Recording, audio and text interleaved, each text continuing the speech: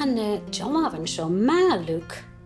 Ba cháirút a bhí déanana barach leis na camera yn agad. Báist go bhí tu go dheabh an go scúr ach chna táúnach am isise. Wá brí ar chodacin. Ach saon san nuiche a ha nuiach a péin I cheannach. Saun agus taith beleachtar san iasad den frosbeic. Ha mír san ché nas láidir an na hacam an réasta a cheannach. Agus bhí é mai seo íachan an thoiseach. Dé thug dú dhéanana fánas. Bhí na sésa bh mu a ceann an taia cóndarí mo henir. Nuair bhain na haichin an dú doracha. Cíte an crán, an sealachar mór, Chris an tealachar, Scíise stáíon mó runach an iripil. Cha bé réhatar an a bheits a ghineamhach sin ach bat mineáhach ar cáran.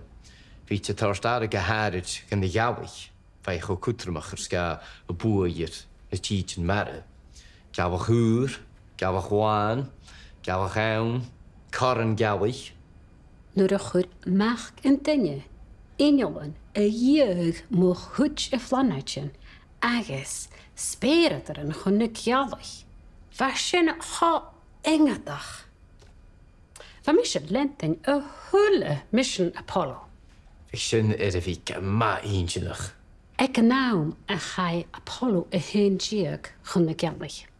Bheith coiú éhadach sa bhealagain nach doch rich kunteach dunne garíúáin. Cáte creachte bheith frosbaic, a cús háise sa bheala. Hij gléig oracha man cuairsten locht vic. Geeft sealag meach en spéren van a sin. Channe cáil colach ri bhí chéad van starseich ag a tain. A fachciise go bhfuil daine ar a bhí féin jabhal an míorbhalach in na fiad chlís ag tua. Hanna mian an sóisialt ó lániu.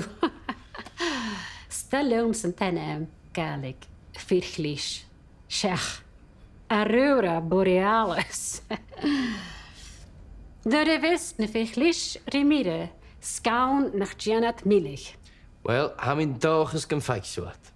Ach, het sé doch dárút ile a dhéimte nuair a háas a múile se frosbaic. Tché sin? Uitach pá agus féitigh.